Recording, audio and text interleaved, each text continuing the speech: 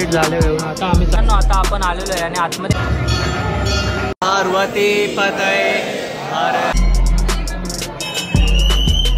शिवराय मित्रांनो, स्वागत आहे तुमचं आपल्या नवीन ब्लॉग मध्ये। तर मित्रांनो, मी आलो आहे चर्नी रोडला आणि आज आपण जाऊन कव्हर करणार आहे बाबुलनाथ टेम्पल, जे की 350 वर्ष जुनं असून या साऊथ बॉम्बेचं सर्वात जुनं मंदिर आहे। आणि आज आहे मित्रांनो श्रावणी सोमवार, म्हणजे आपला जो श्रावणी सोमवार आहे त्याला 1 महिना आहे, पण आजपासून यूपी बिहारी लोकांचं श्रावणी सोमवार सुरू झाला। आणि मित्रांनो, आजपासून मी जी आहे श्रावणची सिरीज चालू करतोय, म्हणजे या सिरीजमध्ये तुम्हाला जेवढे पण मुंबईमध्ये किंवा मुंबईच्या बाहेर जेवढे पण शिवमंदिर असणार आहे तुम्हाला या सिरीजमध्ये बघायला भेटणार आहे। तर व्हिडिओ तुम्ही पूर्ण बघा। आणि मित्रांनो, मी आता मंदिरात चाललोय ना, जसं मी तुम्हाला सांगितलं हे मंदिर 350 वर्ष जुनं आहे आणि याची हिस्ट्री आहे ना खूप मोठी आहे। जसं मी मंदिरात जाईल ना तसं मी तुम्हाला ती हिस्ट्री सुद्धा सांगेल आणि मंदिर सुद्धा दाखवेल। तर व्हिडिओ तुम्ही शेवटपर्यंत बघा, तुम्हाला पूर्ण डिटेलमध्ये जो मंदिर आहे ते तुम्हाला बघायला भेटेल। तर मी आता जातो आणि जाऊन बघतो। तर मित्रांनो, तुम्हाला यायचं कसं आहे मी ते दाखवतो।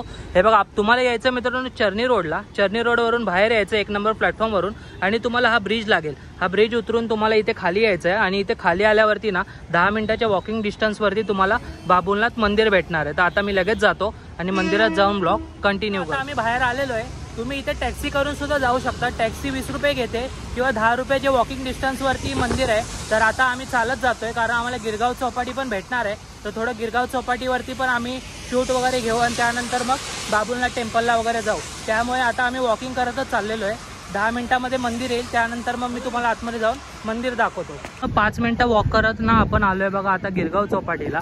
आता आपण थोडंसं इथे फिरूया वगैरे, थोडंसं नेचरचा फील घेऊया आणि त्यानंतर मग पुढे 5 मिनिटं अजून चालत जायचं आपल्याला।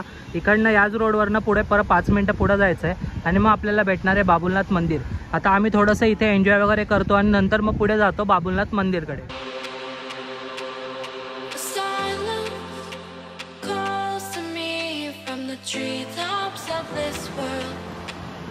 मजा मस्ती वगैरे करून झालेली आहे मित्रांनो गिरगावला। आणि आता मित्रांनो हे बघा, समोर तुम्हाला DBS दिसत असेल ना, हे समोर DBS। तर आपल्याला तिकडे जायचं आहे आणि समोर आहे ना त्या पहाडवरतीच आहे मित्रांनो ते शिव मंदिर।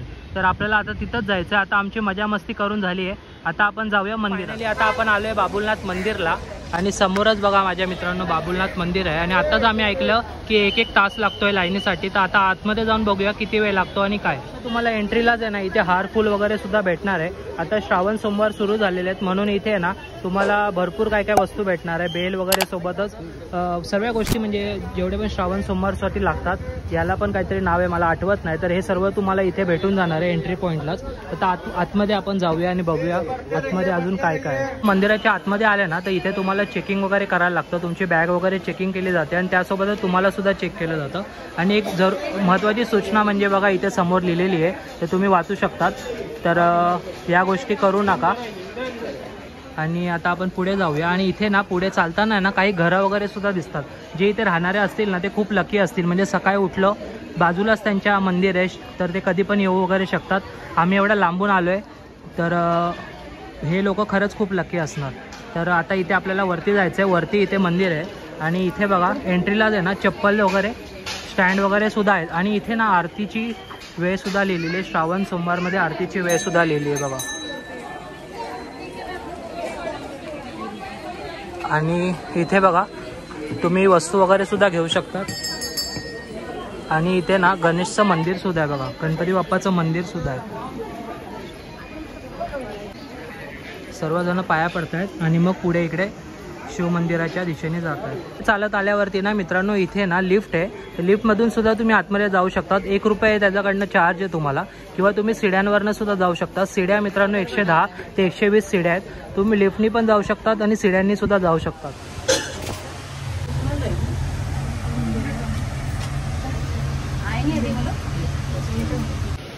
तिकीट, तर तिकीट काढून घेतलं आम्ही आता।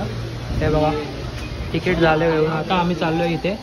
तिथून लिफ्टपासून आहे ना तर मंदिरापर्यंत हा कॉरिडॉर आहे ना, तर इथे ना हे सगळे फोटोज वगैरे लावले आहेत ना, ते सर्व बाबुलनाथ मंदिराच्या आतलेच फोटो आहे, म्हणजे प्रसाद चढवताना परत जे पण काय आतमध्ये गतिविधी झालेल्या आहेत ना तर त्या सर्वांचे फोटो इथे लावले व प्रसाद वगैरे चढवलेला। आणि अजून सुद्धा आहे बघा मंदिराचे वगैरे फोटो लावलेत, म्हणजे त्यांनी एक अट्रॅक्टिव्ह बनवण्यासाठी आहे ना हे सर्व फोटोज वगैरे इथे लावलेले आहेत। तर इथे जे कर्मचारी बसलेत त्यांनी आपल्याला ही माहिती दिली आहे। बघू शकतात हे बघा राम वगैरे, म्हणजे जेव्हा उत्सव वगैरे असतात ना तर तेव्हा उत्सवच्या वेळेस जे जे काही गोष्टी घडलेल्या आहेत किंवा रांगोळी वगैरे जे पण काही झालेलं आहे तर ते सगळं इथे तुम्हाला फोटोच्या माध्यमातून त्यांनी इथे दाखवलेलं आहे। तर आता आपण मंदिराच्या जवळ जाऊया आणि मग बघूया किती वेळ लागतो काय लागतो, कारण आता श्रावण सोमवार असल्यामुळे ना इथे भरपूर गर्दी आपल्याला बाहेरनं दिसत आहे। पण आता आतमध्ये जाऊन बघूया की किती वेळ लागतो आणि काय लागतो। मित्रांनो जसे तुम्ही इकडनं बाहेर याल ना तर तुम्हाला इथे ना मंदिराकडनं ना फ्री चप्पल स्टँड सुद्धा भेटेल, तर तुम्ही इथे फ्रीमध्ये चप्पल वगैरे ठेवू शकतात। आणि समोर जे आहे ना तर हे मित्रांनो बाबुलनाथचं मेन मंदिर आहे। आणि मित्रांनो इथे तुम्हाला आहे ना फक्त भोलेनाथच नाही तर तुम्हाला इथे ना अजून देवदेवती सुद्धा बघायला भेटणार आहे, तर त्यांचे मंदिरं सुद्धा इथे आहेत। तर मग मी ते कोणते मंदिर आहे ते तुम्हाला हे आतमध्ये जाऊन मी दाखवतो। आता आपण आलेलो आहे आणि आतमध्ये गर्दी बघू शकता, श्रावण सोमवार असल्यामुळे ही गर्दी एवढी वाढलेली आहे। पण आपण एवढा लांबून आलोय ना तर आता आपण दर्शन घेऊनच जाणार आहे। तर माझ्यासोबत बोला मित्रांनो, हर हर महादेव।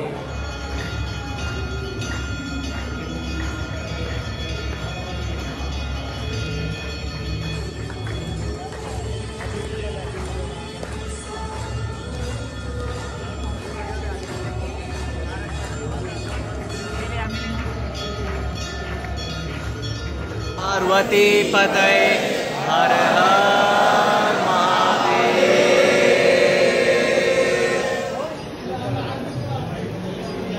मित्रांनो बघा हे मंदिर आहे मित्रांनो, आणि तिथे समोर नाव पण वाचू शकता तुम्ही,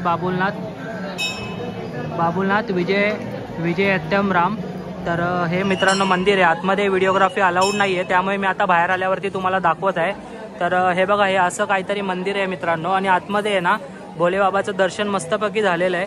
आणि हा मंदिराच्या आतला परिसर आहे। अजून कोणकोणत्या देवीदेवतांचे इथे अजून मंदिर आहे ते मी तुम्हाला आता पुढे जाऊन दाखवतो। दर्शन करून आल्यावरती ना इथे तुम्हाला बघा काशी विश्वनाथाचं मंदिर बघायला भेटणार आहे। आणि इथे बघा गर्दी करून जे उभे आहेत ते इथे ना नंदीची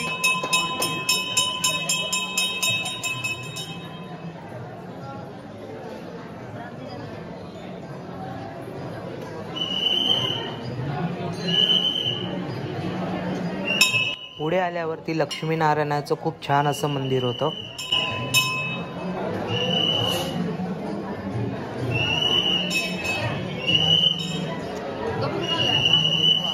त्याला लागूनच विराट स्वरूपाय मंदिर होतं।